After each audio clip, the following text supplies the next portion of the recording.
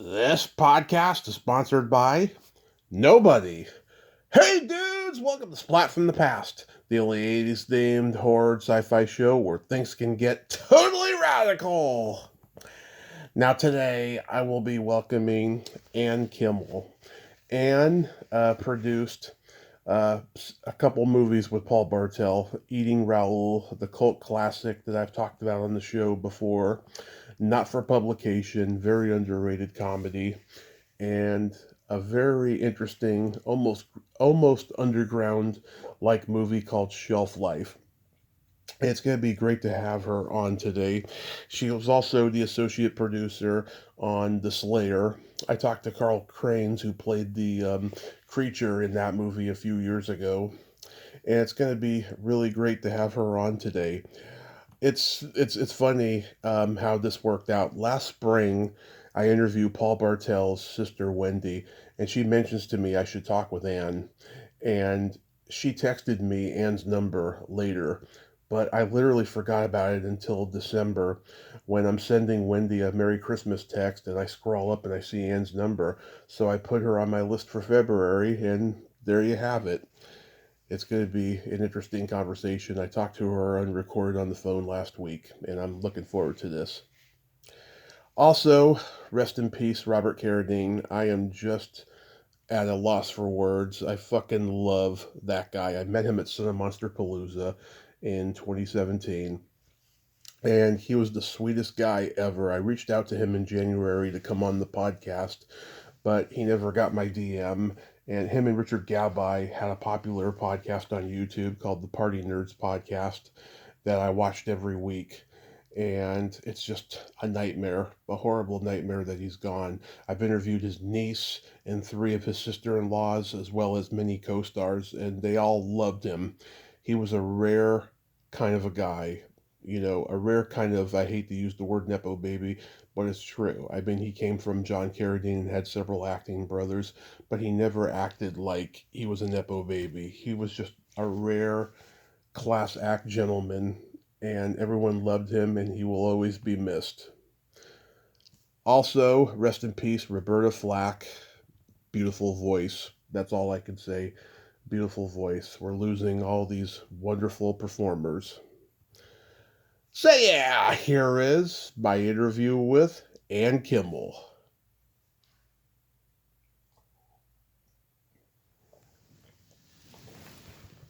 So going back in time, did you gravitate toward film early on in your childhood? Um, Actually, I did not. My ex-husband, my husband at the time when I was making Eating Raoul, he got accepted at the American Film Institute. I was floundering and thinking everybody knew what they wanted, and I did not what they wanted to do.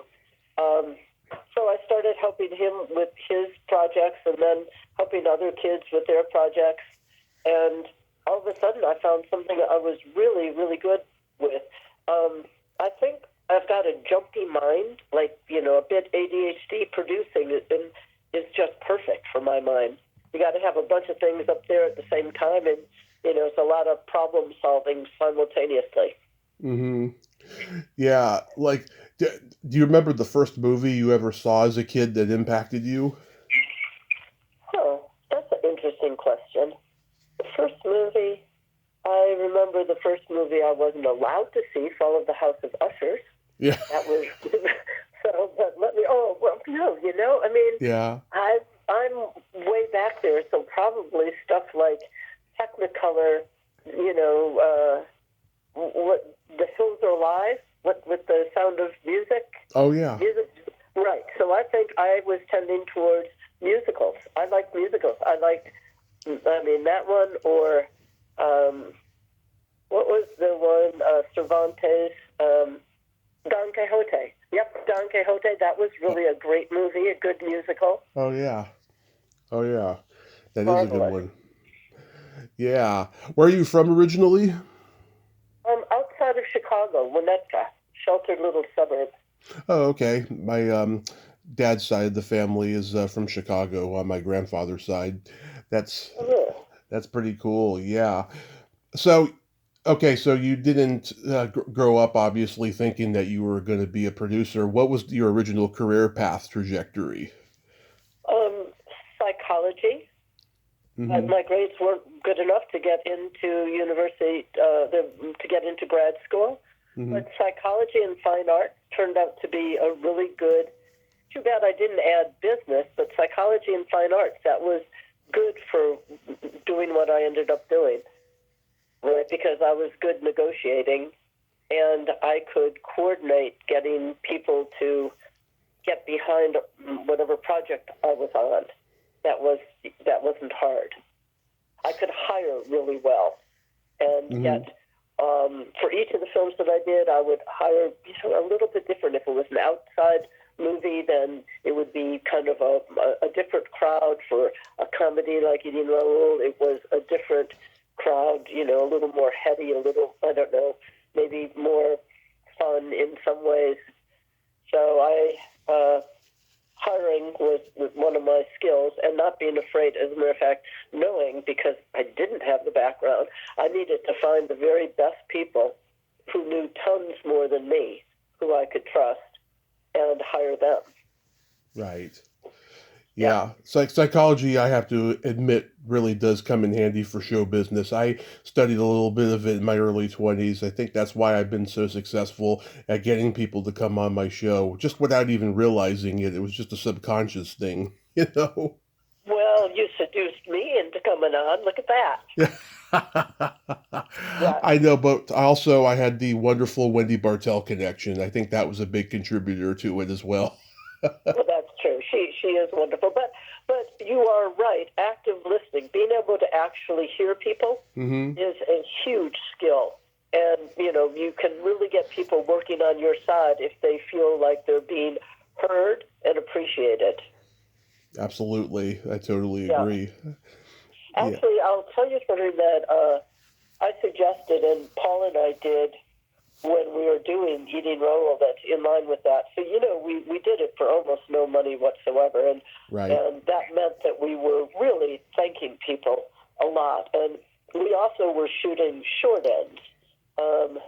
John Landis was a friend of Paul's, and he had Right. finished doing, I think it was Trading Places, and he had, because he was doing a movie for a studio, Hmm. he would shoot 1,000. This is the olden days when we were actually shooting 35 millimeter. So he would Yeah. shoot 1,000 feet, and if there was something left over, 300, 400 feet, he would just start a new can so that he could have a long take. Okay, all of those are called short ends.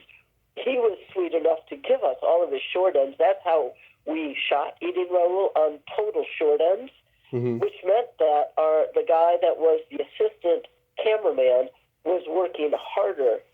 I mean, he had to work so hard finding which was the short end we needed for the next shot coming up. What are our options? He was loading the camera all the time, and that's not a particularly glamorous job. Hmm. So Paul and I decided, as a thank you, we didn't tell anybody else. We just said, hey, can we take you out to dinner? We're really appreciative of we see the hard work that you're doing. Okay, you can imagine, he didn't even think we knew his name, right? Right. I mean, the assistant, I think he was the second or third assistant camera person. And so we take him out to a fancy dinner. And then the next day, everybody in the set, they just stood a little taller, right? They understood that we were watching the work they were doing, and we were appreciating the effort people were putting in. So that was a fun thing that Paul and I did. When you first Yeah. met Paul, I mean, did you recognize what a mad genius he was? And what did you think of the script for Eating Raoul when you first got it?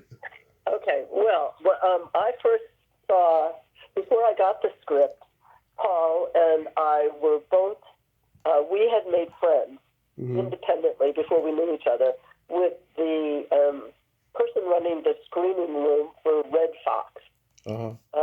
So my office, my and my husband's office, was right across the street from the Red Fox studio, which was on La Brea between Melrose and Santa Monica. Really good address, cool address. Hmm. And so we were showing our short film after hours when Red Fox wasn't there and did not know that we were using his screening room. And our friend would open it up for us so that we could show the short film that we had made to see if we could get our next job. Mm-hmm. And Paul had shot one weekend, and he had made friends with the same guy that was running the screening room. And so he was showing his 1 week that he had shot for 3 days. He had cobbled it together in the editing, and he was showing it as a teaser to see if he could raise money. Mm-hmm. And the projectionist ended up telling Paul that he should meet me, that this short film that my ex and I were screening, we did for $25,000, but it looked like it was shot for way over $100,000. I mean, it was a period piece. It was really good production value. So Paul actually called me up and said, okay, I've seen your film. I'm interested. If you did that for 25, can you make a film for me and save that type of money? Okay. Did I have any idea I knew what I was doing? No. Had I ever produced a motion picture before? I had not. I produced maybe commercials. I've been an associate producer. I've done art and set decoration. But producing, but it's LA, you just say yes.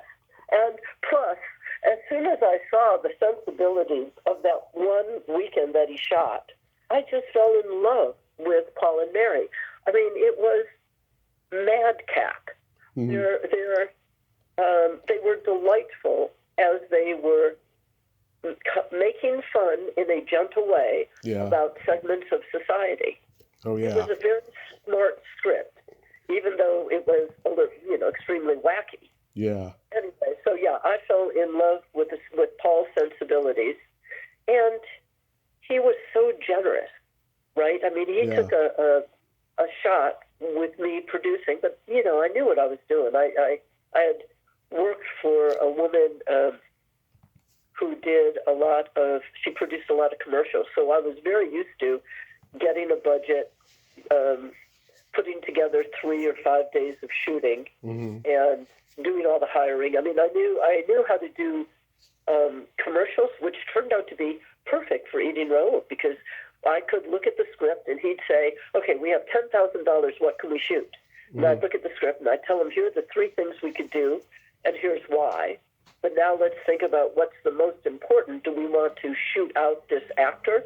Are we going to lose this location, the fabulous 50s apartment of theirs? We don't get to keep it forever, and we can't go back and reshoot. So let's shoot out that location. Mm-hmm. And that's the way we did the whole movie. He would say, we have this much money, and I would look at the budget and say, okay, this is what I think we should do. This is what we should shoot next.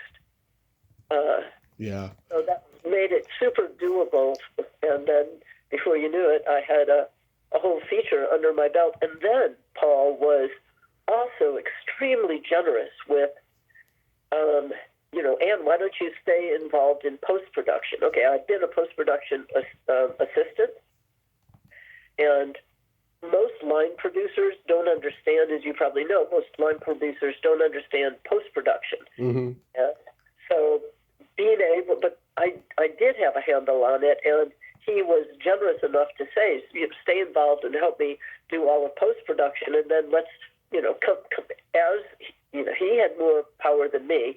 He would set up meetings with the studios, like 20th Century Fox was interested in distributing for their independent arm, and it was really his movie, but he was generous enough to say, why don't you come and take this meeting, because nobody in LA has a meeting or goes to a meeting. We all take meetings.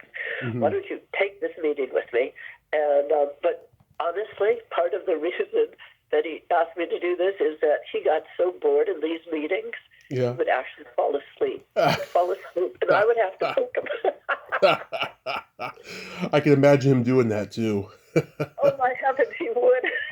His eyes would just roll down, because that's part of the business. It wasn't of interest to him.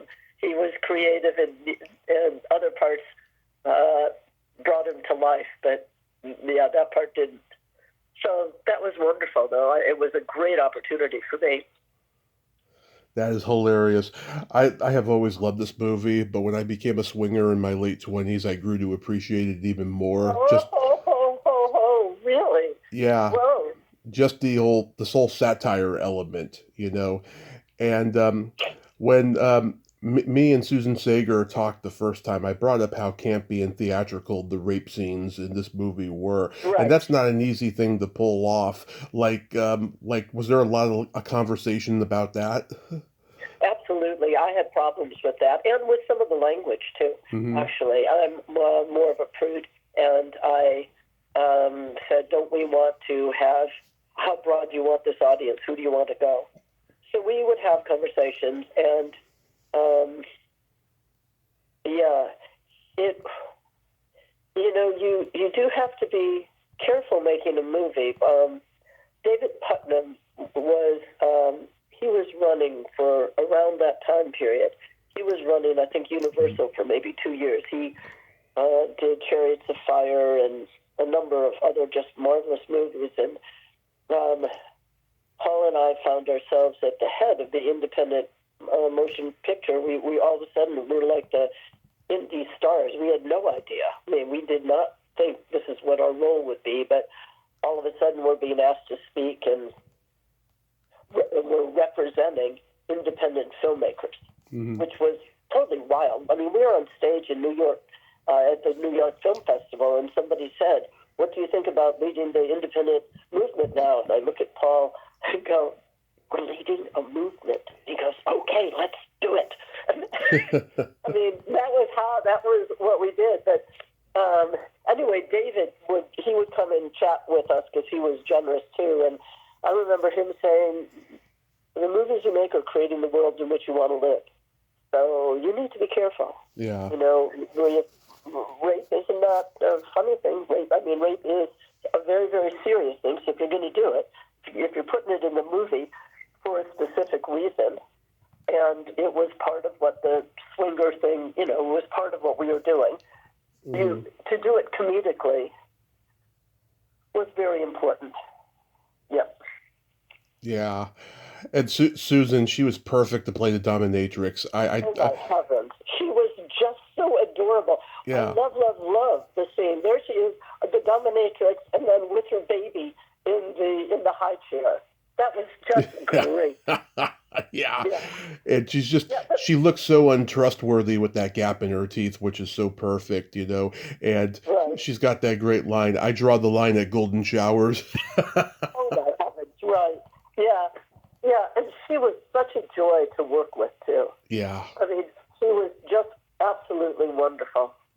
And I think the movie turned out to be a good boon for her career, doing stand-up comedy.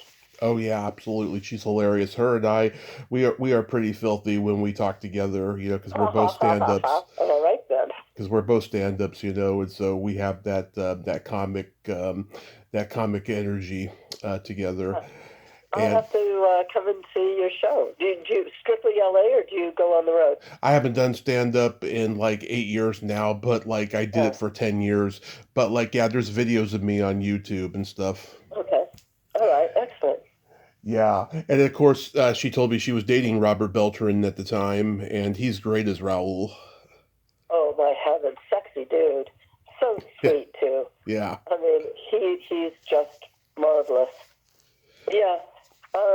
We were just. It's funny to get a call from you because um, a friend's brother is running a festival about eating in Burlington, Vermont, Hmm. and asked to have eating. He's going to be playing eating roles, so he asked if I'd speak there too later this year. So it is a film that doesn't. It holds up, even though in some ways it looks so much like made by loving hands at home. I Hmm. mean, low grade uh, um, quality. It's not a polished look at all, Hmm. which works for the delightful simplicity of Paul and Mary. Right. The lighting it's hot lighting. It's not mysterious lighting. It's upfront in its simplicity and its delivery.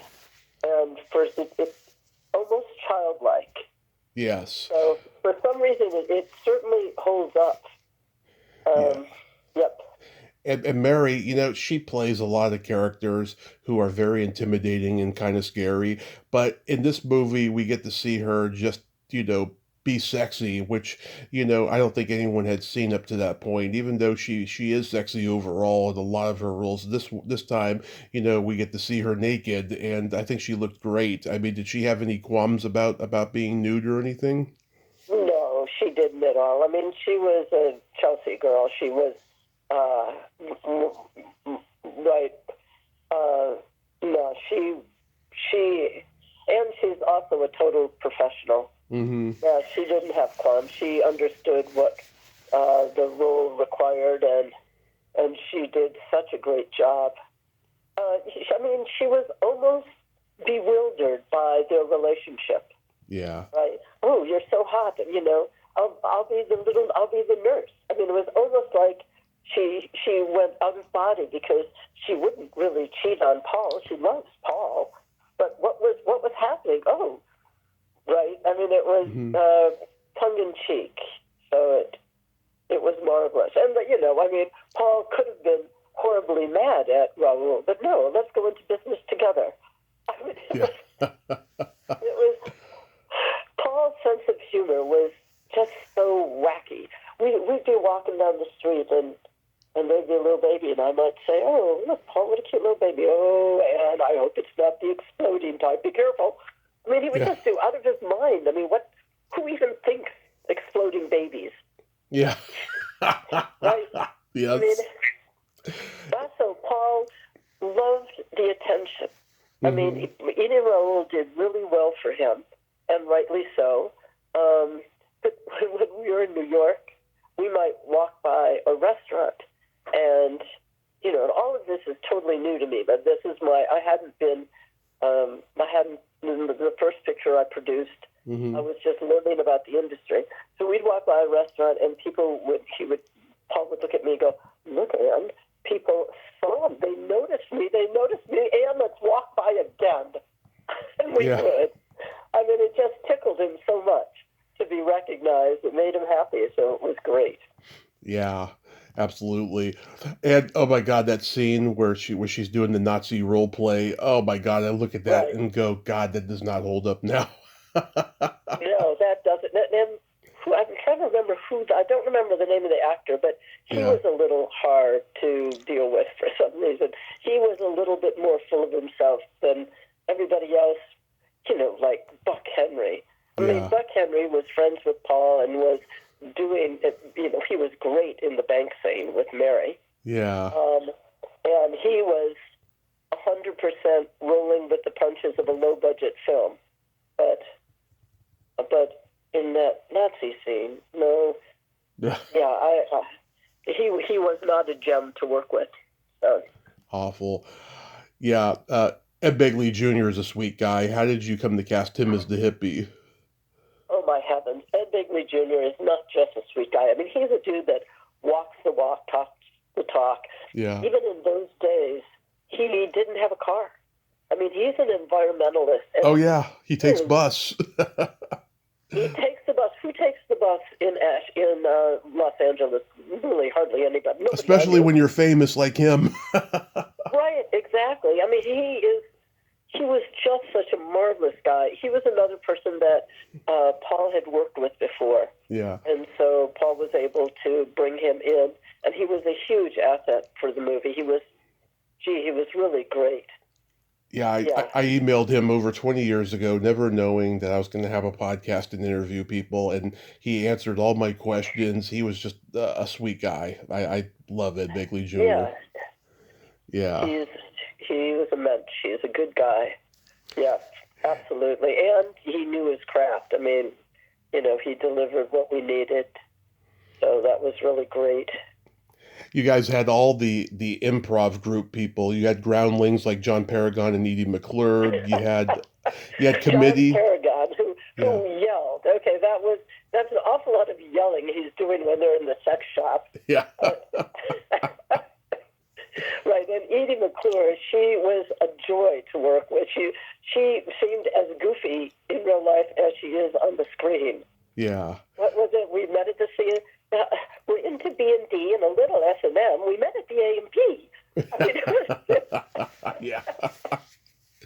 And he had committee members like Gary Goodrow and Beans Morocco, who just passed away. yeah, Gary Goodrow was good too. So yeah, it was an amazing cast that we had. Amazing. Hamilton Camp. God. Yeah, right. He was Right. he was the dishonest wine buyer. Yeah. Yeah, that was good. If you don't blink, the art director and I are. We needed to fill up the chairs, the tables when we were shooting that part. So Robert Schulenberg and I are dressed up as if we're having dinner together in the background of that scene. Yeah, and Wendy plays the woman in the dog food commercial. Right. Yeah, loads of fun. Loads of fun. Yeah. Yeah. The guy who co-wrote the movie with Paul, Richard Blackburn, is he still alive? Yeah, he is. I haven't been in touch with him, but he is amazing with, he still does a lot of work with soundtracks and music. Mm-hmm. He brought in the guys that did Devil with the Blue Dress On. Okay. Right. Now, wait a second. I'm trying to remember their names because they are so damn cool. They are like over the top cool. Okay, wait. Devil with Blue Dress On. And they're still playing together. Mm-hmm. I'll have to. Oh, okay. I'm going to look it up quickly over here. Anyway, yeah. So I think he's still around, living in L.A. Right. And when 20th Century Fox bought the movie, did they make you guys cut anything? No, they didn't. We showed them. No, that was really, really great. It was 20th Century Fox, but it was their independent arm, and they got domestic. They did not get foreign. Mm-hmm. Then we made a separate deal for foreign, which was still paying for our post-production. So no, they understood what we were doing, and they trusted Paul. So that was just amazing and wonderful, Mm-hmm. and fortuitous as well. That poster is so awesome with the Rolling Stone lips and the leg sticking out. Yeah, I actually have it in my. I still have that one. It's in my laundry room. I mean, I feel like I've done a lot of things after producing, and that was the first one I produced. But Mm-hmm. I've kept that poster because it is a good poster. Yes, it is. Very good poster. And Yeah. Martin Scorsese is a big fan of the movie. Have you ever met him? No, I did not get to meet Martin Scorsese, but let's see. Yeah, but it was. I mean, Paul has a lot of fans. Mm-hmm. Paul's a good guy, and he's very supportive. And the people who were more established in the industry, they just thought that he was wonderful, and they were so happy that he was having this shot. Yeah. To make the movie seem more grown up, I'll tell you a kind of a secret. Okay. So because it was a bit of Loving Hands at Home, when we were doing the credits, Paul's company was Mercury Films. Mm-hmm. But I go, Paul, what are you doing? He goes, well, I'm putting together some presented by and in conjunction with, and I goes, why? We weren't, this is nonsense. He goes, yeah, but look, it will look much cooler.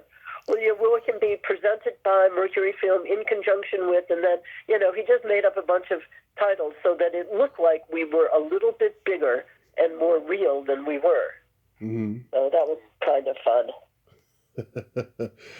And then next, you and Paul made Not for Publication. I like this movie. I don't know why it wasn't as popular as Eating Raoul. What can you tell me about that one? Yeah, I can tell you why it wasn't. There were, first of all, let me just say, it's Mm-hmm. a miracle when you all the pieces of the movie come together. It's like a house of cards. And I did not realize it because Eating Raoul was, it was difficult, but it didn't feel impossible at all. Yeah. It felt like it, over the course of a year or two, look, we got a movie in the can, it's edited, and now we're in the New York Film Festival. It seemed also very doable. And then here comes Not for Publication. Okay, the script, if you take any of the elements of that movie, they all work. But when you put them together, they do not. Yeah. The script works okay. If you break it down, it has the proverbial plot twist that you need a 180 in the first 10 minutes, a 180 plot twist in 10 minutes before the end of the movie, and then a denouement. If you read Sid Field's book on screenplay writing, it worked with that, but it was just way too plotty. It was plotty, and we didn't care enough about the characters. And if you care about the characters, a plot point is much less of interest. Mm-hmm. You can miss a plot point entirely if you care about the characters. People will be pulled along. And David Naughton, he was really great. Mm-hmm. However, and Karen Allen, was Nancy their Allen, chemistry fabulous together? No, not quite. Yeah. The chemistry was good, but it didn't jump off the screen. Right. And when you add all of the elements together, it was too plotty, and the characters didn't jump off the screen.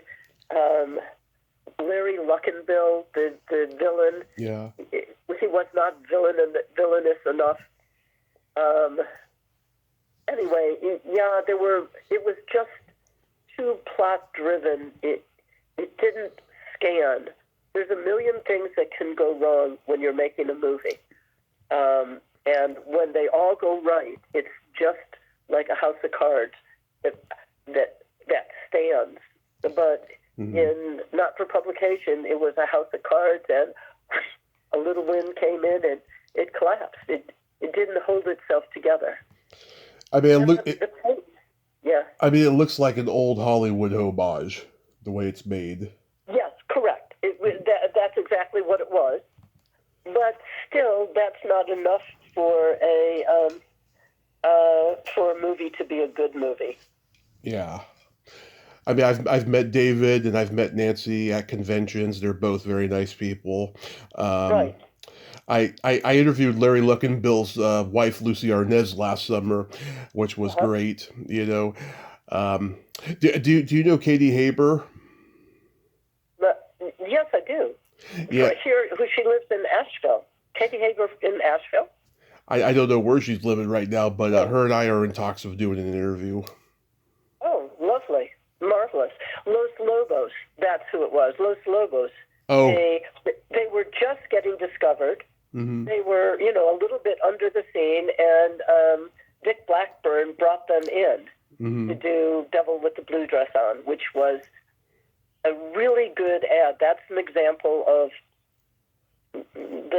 all the parts of Eating Raoul together are better than they create something that's a better whole than all of the parts. That would be an example, just having that movie, having that soundtrack, because it was fun and poor Raoul on the top of the van trying to understand what's happening. No, it was Paul on the top of the van while Raoul was driving it. Right. My favorite line is when Nancy says, "Jim, do you have to amputate?" Yeah, there were lots of really, really good lines. Yeah. And then, because it was Loving Hands at Home, when we started doing the screenings, I actually made cookies. This is how Loving Hands at Home it was. Made cookies and pretended, and had them. Eating Raoul was written on the cookies with a bite out of each of the cookies. It looked like a bite was out of each of the cookies. It was just, there was a lot of beautiful naivete going on when we were kicking mm-hmm. that one off. What was Paul pretty upset over the box office failure? Oh no, we didn't think it was a box. It made much more than it cost. That's not a box office failure, and it's in tons of books as being made for hardly anything and raking in a whole lot more than it cost. So that's a success. I mean, it wasn't Rocky Picture Horror Show, but for our little movie, no, it was. I think that Paul definitely thinks that it was a success. He didn't think the distribution was a failure. I mean, there was one day that I can tell you, which was horrible, when the movie was supposed to play in New York. And, I mean, this is like a million years ago. I'm trying to remember who. I know that the part of this deal, when we cut the deal for distribution, they said, what do I know? Not much, but I'm negotiating to have rights so that I could talk to 20th Century Fox. Oh, it was Fox International Classics. That was the name of it. And so I wanted to have the right to talk to them. And they said, yes, of course, you can have consultation rights. Okay, and so because I didn't know any better, I thought consultation, and oh boy, I guess they're going to listen to me. And in reality, they had a bad poster on the night we were supposed to open. We had already been in the New York Film Festival, and we did really well there. That was a stamp of approval that sent us very far. And then we had we were going to open. And Fox Classics, they somehow got the wrong poster. I mean, there was a poster A, poster B. They got the wrong poster, and the film, the times were wrong. It was like nobody was paying attention. I called them up, and I learned very quickly what consultation rights means. I called them up. They take my call. I felt like they were holding their arms as far away from the phone as possible. They did not care to hear what I had to say. They did not care to hear what any of the problems were. And so it was up to us to work with a publicist and work with a publicist that knew the politics of Fox Classics and get them back on track. I actually meant not for publication, not eating Raoul. I know that was a big success. Yeah, not for publication. Well, by the time we finished it, it wasn't too hard to see that it wasn't working. So, of course, it was disappointing, and it cost, I forget it, I think it was $2.5 million at the time, which was, that many years ago, that was, it was real money. And Vestron, I guess Vestron was involved. I have a VHS tape of Thorn on my HBO video, who distributed it on home video. By home video, yeah, that doesn't ring a bell. Anyway, yes, of course it was disappointing, but by the time that happened, we realized that it wasn't going to be a big hit. It was just not quite working. I mean, there's a scene in the elevator where it makes me cringe to even think about it. It's so slow. It's so slow, and we had no other takes, and we needed to put the scene in. And I mean, there's parts of that movie that I just cringe because you think it's working in the heyday of when you're shooting it, and then when you're cutting it, if it doesn't work, it just doesn't work. So very, very disappointing, but and sad. But we knew by that time that it just, all the elements did not come together like they did in Eating Raoul. You played the TV station floor manager in it. Yeah, that was fun. That was loads of fun. Yep. The last movie you did with Paul was Shelf Life. Jim Turner's been on here. He's a very funny guy. Oh yeah, he's wonderful. He's quite wonderful. And by then I was bound and determined to move to Asheville, where I'm living now, and Mm-hmm. so I got that one in the can, and then found someone who could help Paul and take a co-producer credit and help him with post-production. Paul was shocked that I actually moved away, but it was time for me to move, so it was the right move for me to leave LA. Yep. Yeah, it's a funny movie. I love how it opens with Jim doing all that farting at the beginning.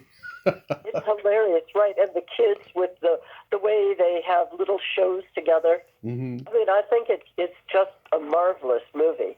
It is. And I'm surprised that one didn't go someplace. I think the reason why is because it looks very underground, like, very experimental. Right. Visually, at least, Yeah, it does. Well, and it was, really almost all of it is shot underground. So no wonder it feels like that. And it feels experimental because by the time the show is happening, the kids who are now grown up, I mean, they're raising themselves almost experimentally, right? I mean, the parents are dead in another room. Ew.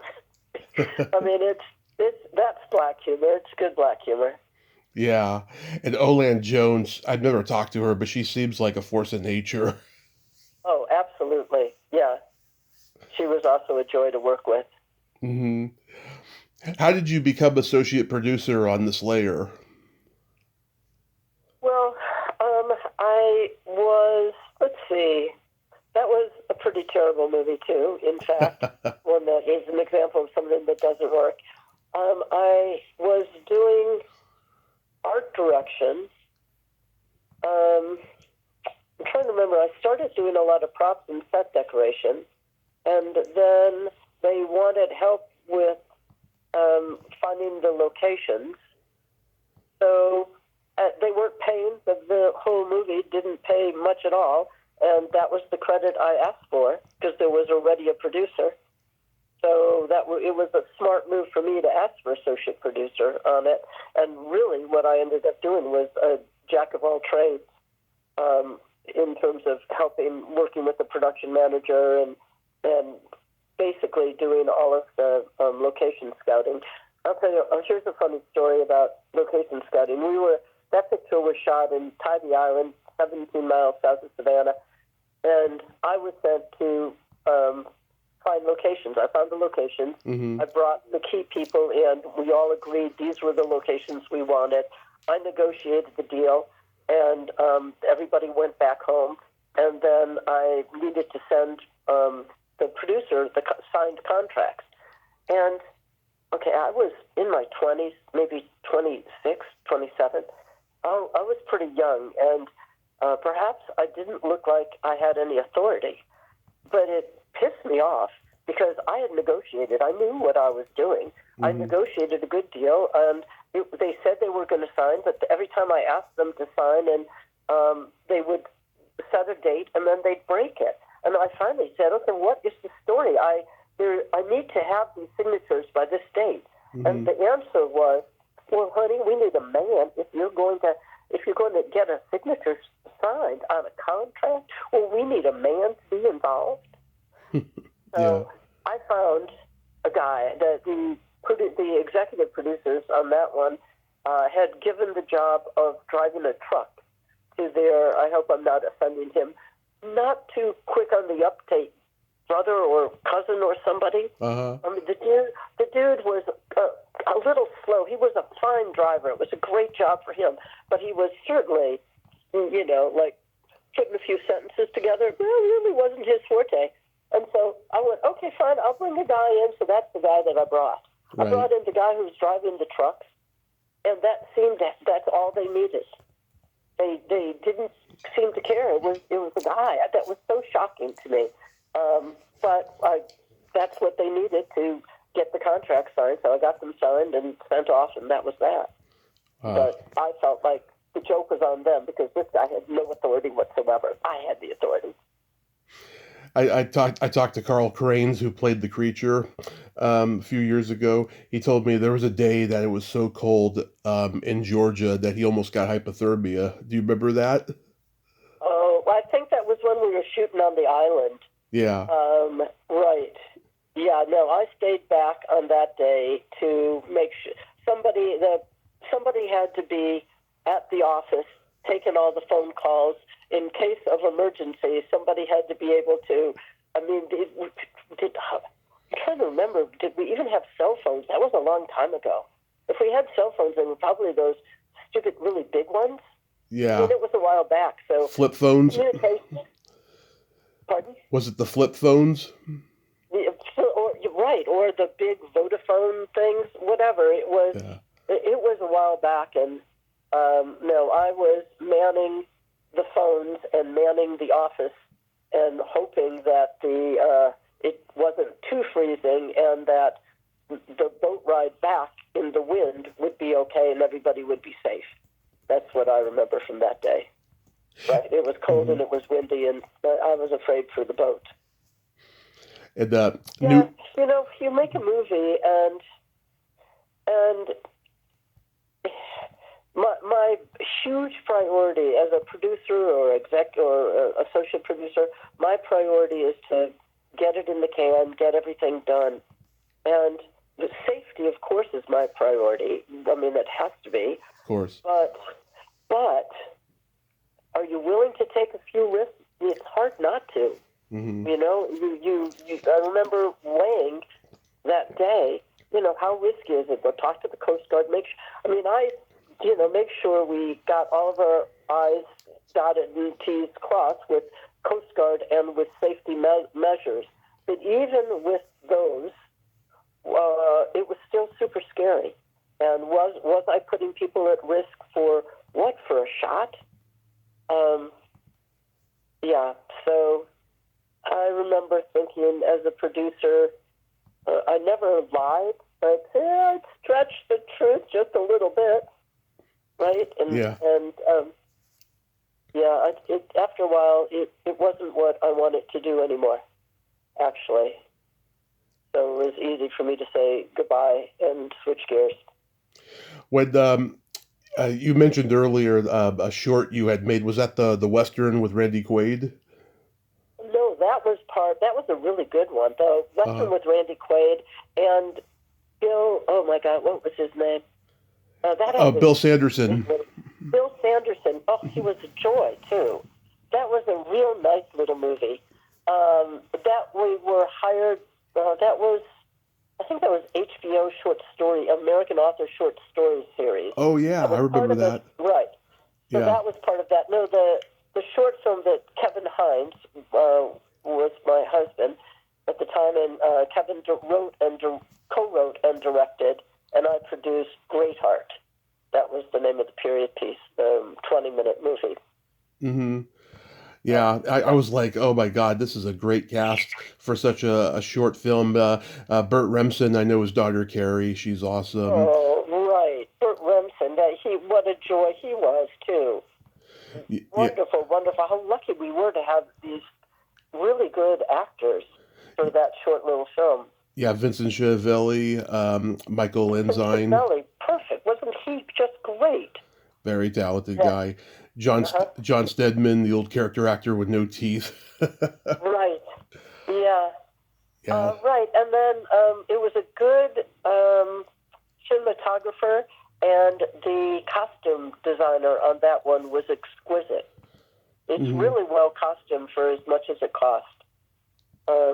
Yeah, that was a good, and that would be an example. When I put that crew together, that was an outdoor movie. So it was a little more rustic. The people that were, I needed people that were good with a lot of time outdoors. And it was a fun film to location scout, too. Yeah, where was that shot at? In Northern California. Someplace in Northern California. Oh, okay. We recently lost another guest of mine you worked with, Sally Kirkland on Painted Black. You got any anecdotes about working with her? Oh, my God. Sally liked to get naked. Yes, she did. She just loved getting naked. she loved, did she, want me to touch her bosom? I don't need to, Sally. They look great. I don't need to touch anything there. No. I think they were new, and she was very proud. Oh, my God. She was, she was a certain type of old school actress. Yeah. That had been around for a while, and she had some star quality and wanted to be treated accordingly, and so we did. So that was part of that movie. I got to do, probably her last interview back in 23, and I could see that she was just declining mentally. By that point, she was forgetting a lot of stuff, and I got to see her complicated star side unrecorded the couple times we talked and stuff, but she was very good to me overall. And yeah, she was so bawdy. Like, I would mention certain people's names, and she would say, "Oh, I slept with him," and stuff like that. I mean, yeah, she definitely was bawdy. That would be the correct word. Yeah, but her heart was totally right. Oh yeah. Also. Oh yeah. I mean, I think because, she was partially raised by Shelley Winters, who was a well-known narcissistic movie star. I think she picked up a lot on that from her, but she also was true to who she was, and where she came from, Yes. So not for publication. I mean, not for Painted Black would be an example of a a picture where many things went wrong. Mm-hmm. I mean, that started out originally. The guys that wrote it didn't want their names on it. Guys that wrote it wrote Trading Places, and in the end, I got a free option. Here's the story on this one. I made friends with them. They were friends with Paul, so then I made friends with them. And the script, Painted Black, I thought was a very good script. They had been doing comedies, so they were having a hard time getting something that wasn't a comedy off the ground. I got a free option from them, and I asked Paul if he'd direct it. Paul was in. I went to Vestron Pictures and said, I'd like to get this movie off the ground. And they said, yes, we'll finance this movie. And I can't express my joy. And then they said, however, not with Paul Bartel. I go, well, no, Paul is part of the package. No, I'm sorry, Anne. We will not have Paul Bartel as the director. Paul is a comedy director, so he's not going to do Painted Black. Wow. We'll give you a list of the directors that we want, and you must pick which directors you want. So that was my job. I had to tell Paul, first of all, who'd introduced me, so this is hard. And, I paid him some money and said, as a matter of fact, what I did was negotiate with Vestron Pictures. Okay, if you won't let Paul direct this, how about you finance Bland Ambition, the sequel to Eating Raoul? And so, yes, they said, we'll give you a two-picture deal. The first will be Painted Black, and the second will be Bland Ambition, and Paul can direct that, and it can star Mary and Paul. And so, I'm still young, and I'm thinking, man, a two-picture deal, that is like the cat's pajamas.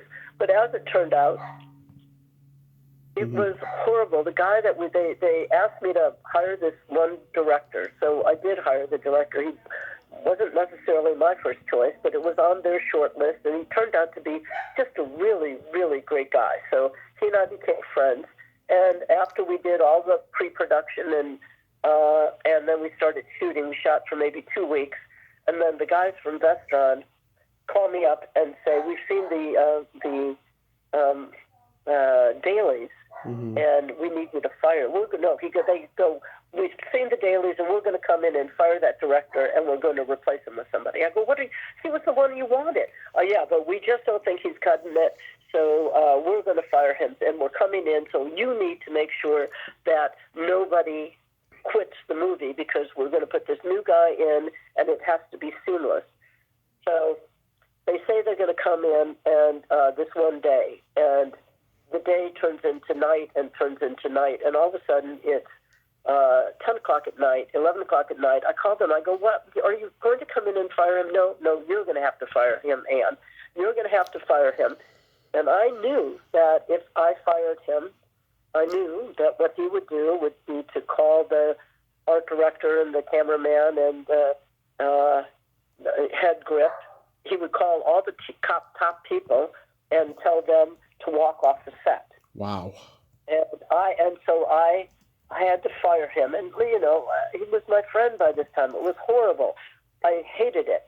And I had no power because, let's remember, I wanted bland ambition. It was a 2-picture deal, and I just had to toe the line and do what Vestron told me to do if I wanted to have my 2-picture deal. And so I waited for about an hour, and now it's midnight, and I call everybody on the crew, and I explain, I'm sure that you got a call from the director, and, he's my friend. I'm really sorry that the executive at Vestron said he has to be fired, but in fact, the movie is going to go on. The movie will be made.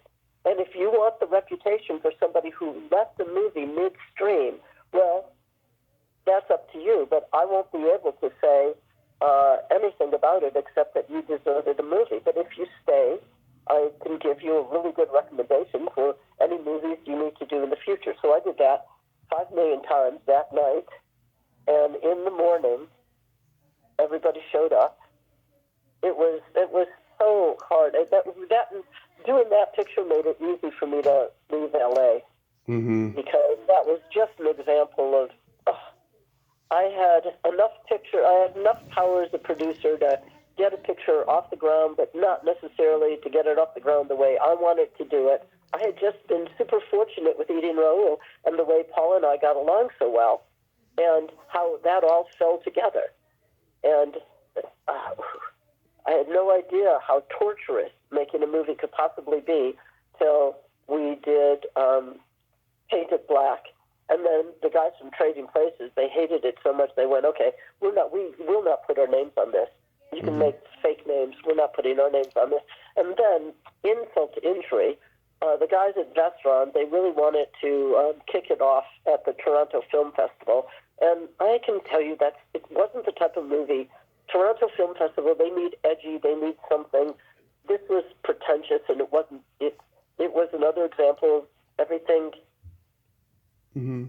not come together. And so, without my permission, which pissed me off so much, without my permission, they took the film. I was the producer. They took the film without the producer to the Toronto Film Festival, where it flopped because it wasn't the right type of movie. And that was the beginning of the downhill slide. And then, so, fine, I'm still going to get to do Bland Ambition with Paul, so I'm still have to keep a working relation with the people at Vestron. But let me tell you, it wasn't easy. Yeah. So then we go all the way into pre-production, and Bland Ambition had been in pre-production maybe 2 times before, and the money fell through. So this time I found us a pre-production office. I hired all the crew. We hired most of the actors. And when it came time to negotiate the pay or play of the actors, sign the actor contract, Vestron started, which pay or play, in other words, we give you the money whether you play or not, whether you work for us or not. That secures this time period and your work for us. And Vestron eventually pulled out and said, "Yeah, we can't sign up pay or play." And as a matter of fact, we're going belly up. So the picture, we're pulling the plug. God. Very, very sad. Very, very, very sad. That's... The torture of doing Painted Black, torturous, and God, that is not getting to do Bland Ambition. God. Yeah, it made it easier for me to say adios to the wonderful world of filmmaking. Yeah, so did you remain in touch with Paul until his passing? Oh, yeah, absolutely. No, he was a bestie. I moved to Asheville, and he'd come to visit me. Mm-hmm. And then for years, we went to, because it was a really nice place for him to meet me, we would meet and go to the Humana Theater Festival together, which is a lot of producers and directors from LA used to go to see new playwrights and see up-and-coming actors. It would 2 plays or 3 plays on Friday and Friday night, and 4 plays on Saturday, and 5 plays on Sunday. I mean, it was just, we'd be saturated with these movies. And I would go because I love Paul's company and I like theater. And if the plays weren't good, you'd walk out because, you were seeing so many, and everybody would meet at this one bar and talk about what worked or what it didn't work dramatically. So Paul and I, that was the last time I saw him. We'd gone to many of those together, and on that day, when I last saw him, I remember telling him, Pablo, I think you need to get yourself to the doctor. Your eyes are very yellow.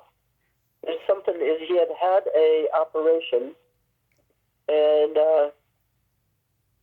let me just think. No, he hadn't had the operation yet. So jaundice, he ended up getting jaundice. And then they operated on his liver, and then he went to New York to recuperate, and he just didn't. He passed away. I miss him. He was just a joy to work with. Yeah. That guy was a genius and a national treasure. He does not get the respect he deserves today, I feel. And that he was a pioneer in cult film. And if you mention his name to the average gay person today, they wouldn't know who he is, but he was also a pioneer in gay culture as well. Yeah, he was. And he did it all, again, his heart was right. He was supportive of people. Right. He helped people. He helped whenever he could help a filmmaker, he would.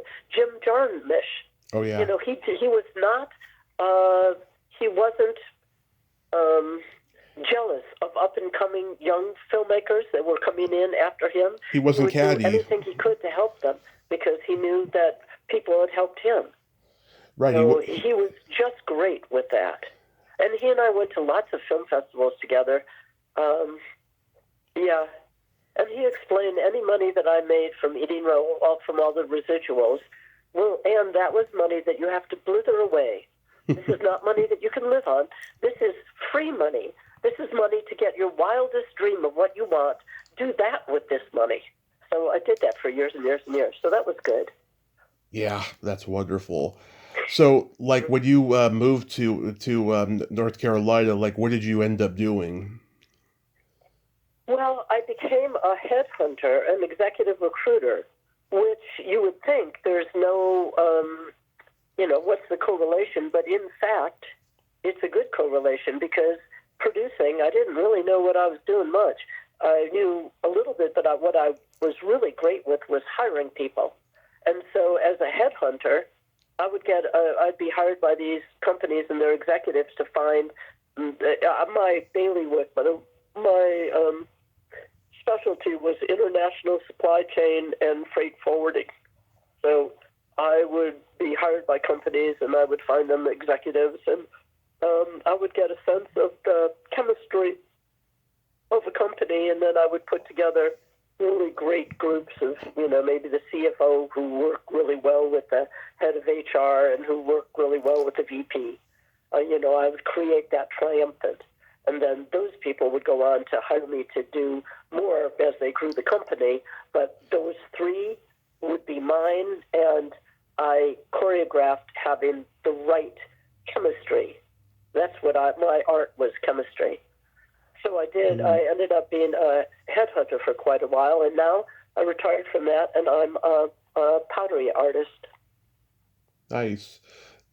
What do you think of the current landscape of film and just how weird it is in distribution and streaming and all of that? I think it's very difficult. I mean, it's hard. And I can't believe that going to movies is at jeopardy, but it feels like it might be. Yeah. Right, and that's just a horrible thing because the shared experience of a big screen is magic. But I think things are changing, and, I don't think the people that Trump appointed as who will negotiate and who will represent Hollywood, I think they're are not good thinkers. No. And so sad state of affairs right now.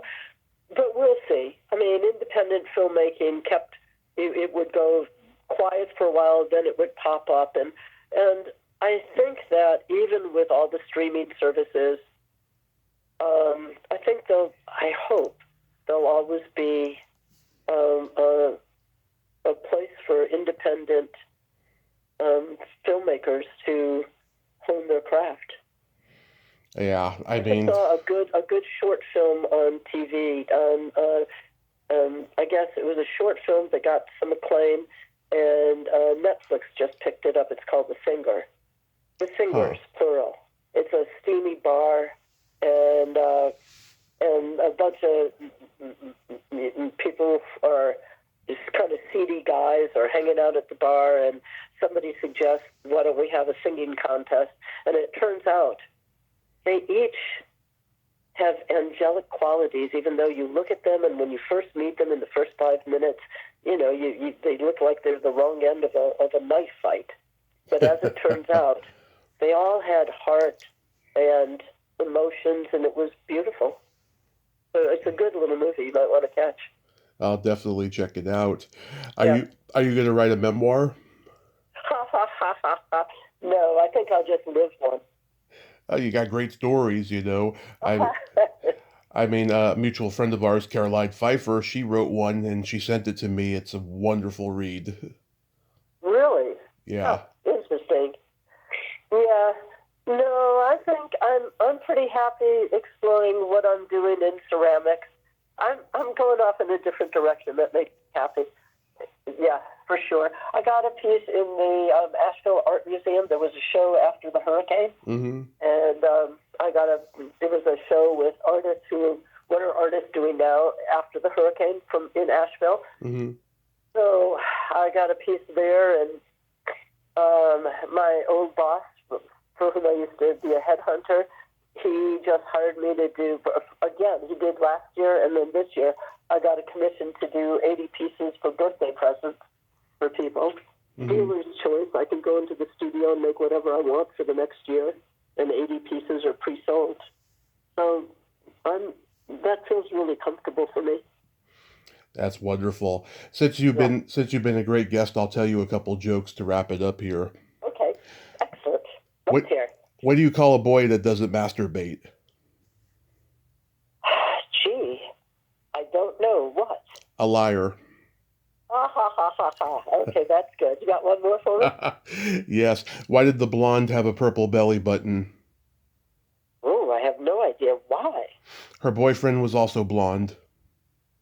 Okay, yeah, that one maybe went... But okay, I'll ponder that one. And I'm so glad that you are doing what you're doing and keeping the name Paul Bartel alive and well. Yay. Absolutely. I've always loved the guy, and I just feel so blessed that I've been able to, talk about him with people who knew him and all of that stuff. And I thank you so much for coming on today, Anne. This has been a tremendous honor. Oh, back at you. It was loads of fun. And I'd say knew him and loved him. Yes. Yes. You have yourself a great day and be safe out there. Okay. Take care. Bye-bye. Bye-bye. Well, there you have it. Anne Kimmel, ain't she a sweetheart? Oh my God, I enjoyed every moment of that conversation. I loved her energy and her humor and her honesty and insight about working with Paul and what a great guy he was and just how fucked up, showbiz can be.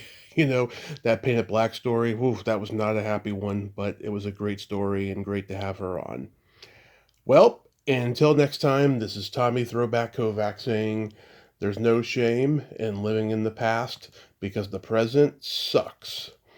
Later, dudes.